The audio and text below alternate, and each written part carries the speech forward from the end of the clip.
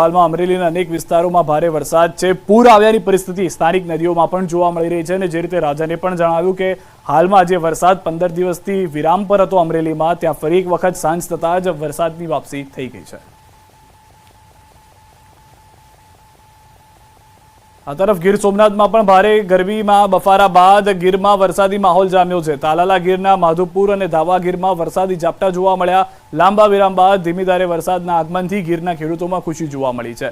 ભારે ગરમીના બફારાથી લોકોને રાહત મળી ગઈ છે. જે રીતની અમરેલીની પરિસ્થિતિ હતી તે પ્રમાણેની જ ગીર સોમનાથમાં પણ છે, પરંતુ છૂટાછવાયો વરસાદ છે. ગીર સોમનાથના કેટલાક વિસ્તારોમાં હજી પણ સૂર્યદેવ પ્રકોયમાન હોય તે પ્રમાણેની પરિસ્થિતિ જોવા મળી રહી છે, પરંતુ મોટાભાગના વિસ્તારો એવા છે કે જ્યાં આગળ વાદળછાયું વાતાવરણ થયું છે.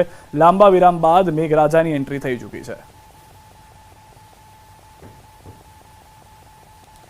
તો હવામાનની આગાહી વચ્ચે દક્ષિણ ગુજરાતમાં મેઘરાજાએ જોરદાર જમાવટ કરી છે. લાંબા વિરામ બાદ દક્ષિણ ગુજરાતના ભાગો સુરતથી લઈ વલસાડ સુધીમાં મેઘમહેર થઈ છે. વહેલી સવારથી જ વાતાવરણમાં પલટો જોવા મળ્યો છે, જે બાદ વરસાદી માહોલ જામ્યો. સુરતના માંગરોળ અને કામરેજ તાલુકામાં વરસાદ વરસ્યો. કામરેજના ધોરણ પારડી, ગલા સહિતના ગામોમાં વરસાદ થયો, તો નવસારીમાં ધોધમાર વરસાદ વરસ્યો. ગણદેવી અને ચીખલી તાલુકામાં ભારે પવન સાથે વરસાદ વરસ્યો.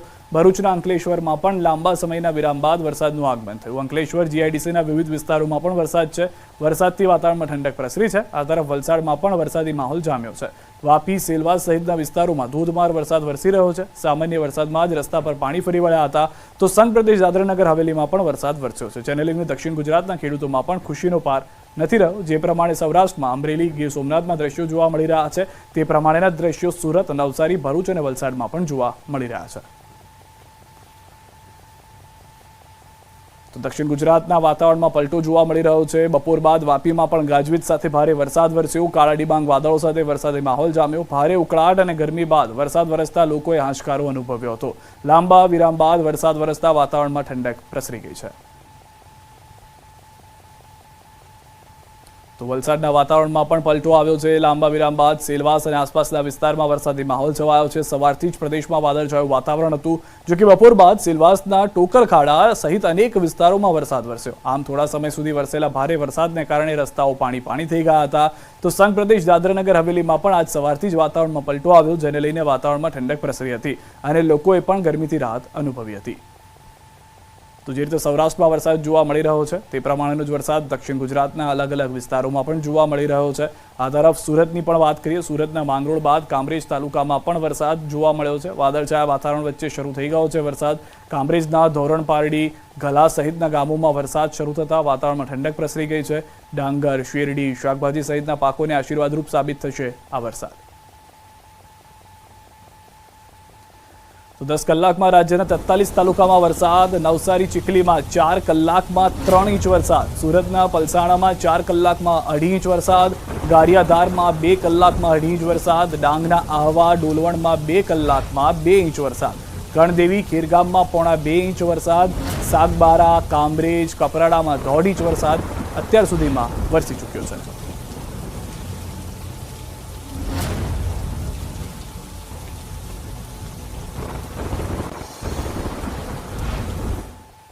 અન્ય સમાચાર ઉપર હવે નજર કરીએ. મંકીપોક્સ વાયરસ મામલે ઋષિકેશ પટેલનું નિવેદન.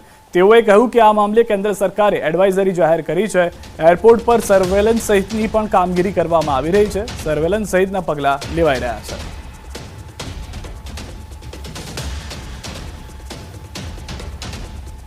મંકીપોક્સમાં અત્યાર સુધી આખા ભારતમાં 30 જેટલા કેસ મળ્યા છે અને છેલ્લો કેસ આપણને કદાચ જાન્યુઆરીમાં મળ્યો છે, જાન્યુઆરી 24માં. એના પછીનો કોઈ પણ કેસ અહીંયા દર્જ નથી થયો.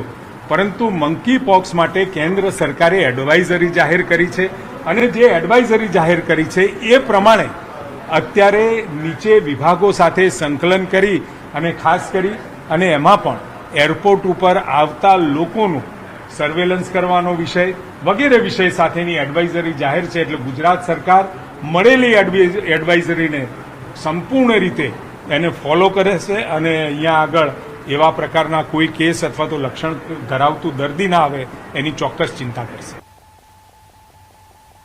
બેકાબુ બનેલા આંખલાએ દ્વારકાના ખંભાળિયામાં તંત્રને ધંધે લગાડ્યો છે. જોધપુર ગેટ વિસ્તારમાં આંખલો બિલ્ડિંગ પર ચડી ગયો હતો. આંખલો બિલ્ડિંગ પર ચડી ગયો હોવાની ઘટનાથી આસપાસના વિસ્તારોમાં અફરાતફરી મચી ગઈ હતી. બીજી તરફ આંખલાને નીચે ઉતારવા માટે તંત્રની ટીમો કામે લાગી હતી. ગૌ સેવકો, પાલિકા તંત્ર અને ફાયર વિભાગની ટીમ આવી પહોંચી અને આંખલાને બિલ્ડિંગ પરથી નીચે ઉતારવાની કામગીરી શરૂ કરી.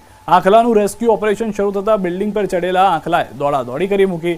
આમથી તેમ ભાગી રહેલા આંખલાને બિલ્ડિંગથી નીચે ઉતારવામાં ત્રણેય ટીમને આંખે અંધારા આવી ગયા. જોકે 2 કલાકની ભારે જહેમત બાદ આંખલાને નીચે ઉતારાયો અને સૌ કોઈએ રાહતનો શ્વાસ લીધો.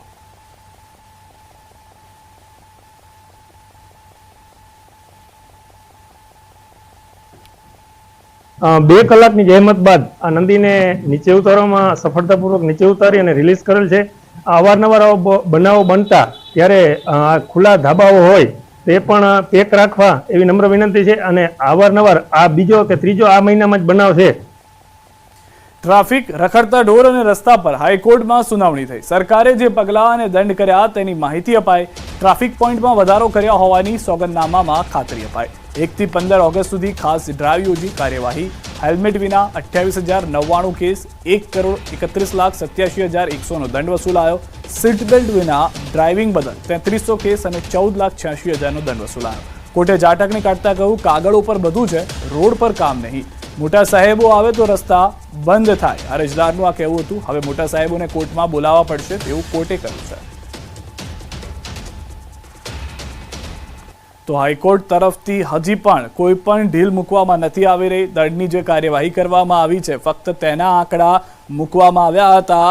આ તરફ કોર્ટ તરફથી સ્પષ્ટ કરી દેવામાં આવ્યું છે કે જે અરજદારનો મુદ્દો હતો, અરજદારે કહ્યું હતું કે આમ તો કોઈ મોટા સાહેબ આવવાના હોય તો રસ્તા તરત ખાલી થઈ જાય છે, કોઈ પણ પ્રકારની પરિસ્થિતિની અગવડતા જોવા નથી મળતી, તો કેમ અહીંયા આગળ બહાનાબાજી કરવામાં આવી રહી છે. તો હાઈકોર્ટ તરફથી પણ હવે એક રીતના નોંધ લેવામાં આવી છે અને નિવેદન પણ આપવામાં આવ્યું છે, જે કોર્ટે કહ્યું છે કે હવે મોટા સાહેબને કોર્ટમાં બોલાવવા પડશે.